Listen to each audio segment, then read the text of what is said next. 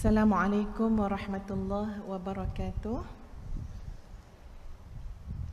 Kita mulakan dengan Ummul Quran Al-Fatihah.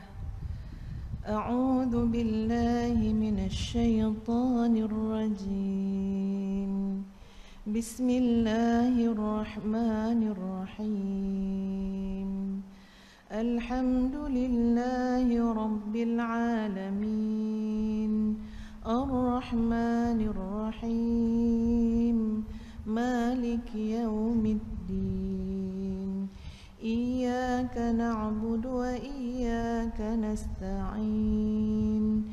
Ihdinas siratal mustaqim. Siratal ladzina an'amta 'alaihim ghairil maghdubi 'alaihim waladdallin. Amin. Bismillahirrahmanirrahim. Allahumma lakal hamdu hatta tarda wa lakal hamdu idza radita wa lakal hamdu ba'da ar-ridha. Wa usalli wa usallim ala nabiyyina wa habibina wa syafi'ina wa zukhrina Muhammad sallallahu alaihi wasallam wa ala alihi wa sahbihi ajma'in, amma ba'd. Terlebih dahulu terima kasih kepada ahli jurutankuasa Masjid Al-Firdaus, seterusnya para asatizah, ibu-ibu, kakak-kakak, adik-adik, anak-anak, tuan-tuan, puan-puan sekalian. Ya, semua nampak macam sebaya je dah pakai mask ni kan. Ya, tak dapat nak teka dah umur ni. Semuanya yang hadir pada hari ini, sekali lagi Assalamualaikum warahmatullahi wabarakatuh. Alhamdulillah, segala puji dan syukur kita rafakkan ke hadrat Allah Azza wa Jalla yang mengizinkan pertemuan kita pada pagi ini. Ya, ustazah keliru sikit sama ada kelas bermula jam 9 ataupun 9.30. Ya, handphone PA tu telah dipegang oleh anak anda ustazah yang sedang honeymoon. Jadi boleh bayang langkah kelibutnya macam mana, sehingga tanya dekat ustaz. Ustaz malam tadi kat Masjid Al-Firdaus kan? Tanya kat ustaz, esok kuliah duha pukul berapa? Ustaz dengan confident cakap 9.30. Jadi jangan salah ustazah, salah ke ustaz lah, ya. Jadi ustazah memang standby 9.30 sampai, ya. Jadi mohon maaf, kita manusia biasa ada kekeliruan, ya, yang sempurna adalah Allah. Baik sahabat-sahabat, muslimin muslimat yang dikasihi sekalian, kuliah kita pagi ini adalah kuliah tadabbur. Ya, ustazah cuba sebenarnya dah berbincang dengan ahli jawatan kuasa. Kononnya dalam perancangan tu untuk datang sekali sebulan. Tapi masya-Allah, ya, yang berlakunya macam sekali setahun. Ya. Jadi ustazah tak nak ambil ayat ataupun surah yang panjang-panjang. Kerana komitmen tu mungkin tak cukup tinggi untuk sebulan sekali. Wallahu a'lam, kita cuba. Jadi ustazah lebih suka ambil surah yang pendek-pendek, supaya insya-Allah dalam satu kuliah kita dapat, ya, menghabiskan surah tersebut. Walaupun takkan sempurna, tapi sekurang-kurangnya dapatlah kita menghabiskan ayat demi ayat dalam surah tersebut. Jadi sahabat-sahabat semua, muslimin muslimat yang ustazah hormati, pada pagi ini surah yang menjadi pilihan, ya, untuk kita tadabbur adalah surah Al-Ikhlas. Ini betul-betul pendek ni kan, ya. Surah Al-Ikhlas. Namun insya-Allah dalam penghuraian kepada surah Al-Ikhlas ini, ustazah akan menyunting daripada nama-nama Allah yang terdapat dalam surah ini dan dihuraikan nama-nama tersebut insya-Allah. Ya, para muslimin muslimat yang dikasihi sekalian, surah Al-Ikhlas ini dari sudut keutamaannya ustazah percaya kita semua telah pun faham, kita semua telah pun tahu.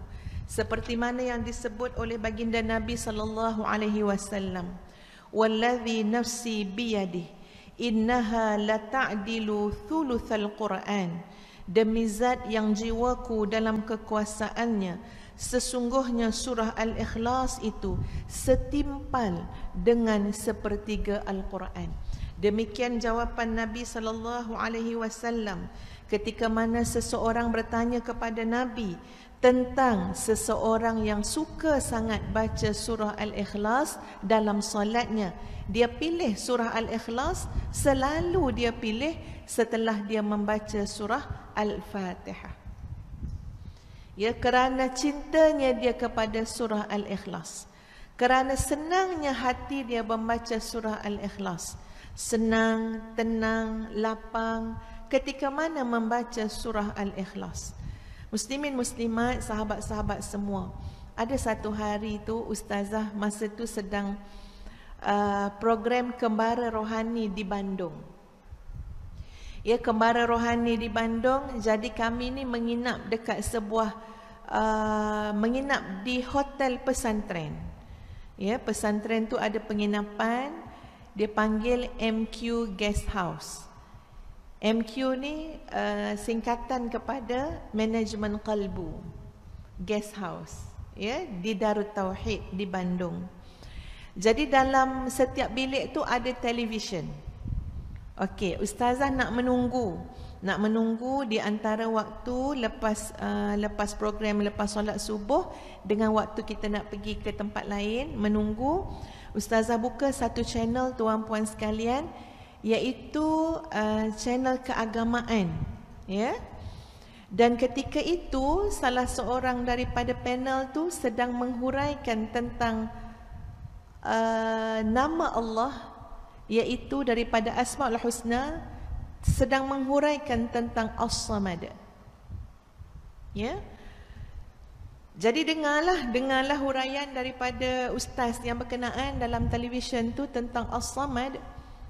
Masya Allah, tuan-tuan dan puan-puan sekalian, rasa terpesona sangat mendengar ketika mana beliau menceritakan tentang Allah dengan sifat ataupun nama As-Samad tadi.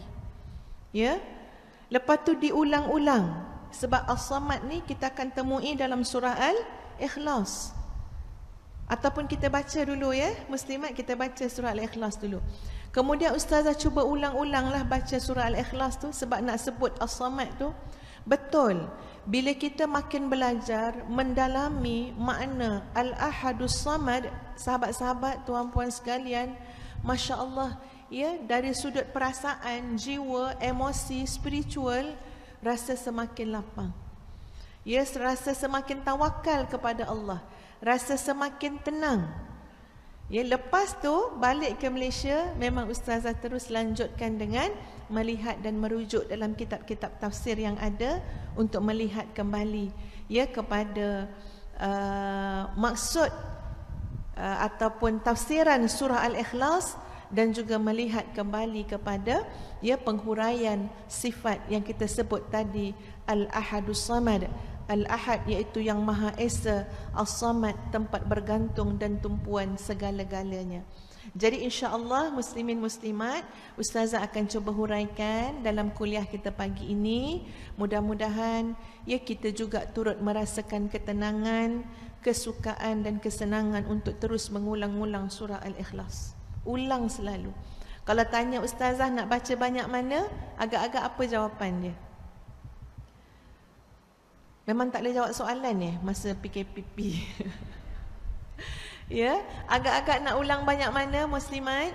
Sebanyak-banyak yang boleh. Sebanyak-banyak yang boleh. Rasa je hati tak kena, baca surah Al-Ikhlas. Rasa hati tak cukup ikhlas, tumpuan tidak bulat kepada Allah, bacalah surah Al-Ikhlas.